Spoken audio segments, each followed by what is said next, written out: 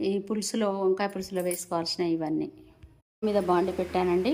Oil వేసుకున్న 1 spoon, జీలకర్ర ఆవాలు వేసాను, ఉల్లిపాయ, పచ్చిమిరపకాయ, పసుపు, కొంచెం ఇంగువ, అల్లం వెల్లిపాయ, కరివేపాకు, వంకాయలను వేసుకోవాలి. జీలకర్ర మెంతుల పొడి వేసుకోవాలి. తగినంత ఉప్పు వేసుకోవాలి. కలుపుకొని మూత పెట్టుకోవాలి.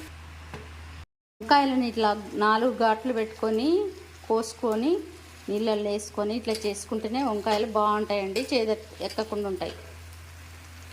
తగినంత కారం, ధనియాల పొడి.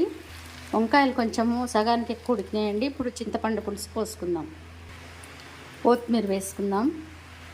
రుచి కోసం కొంచెం బెల్లం, కొంచెం నువ్వుల పొడి.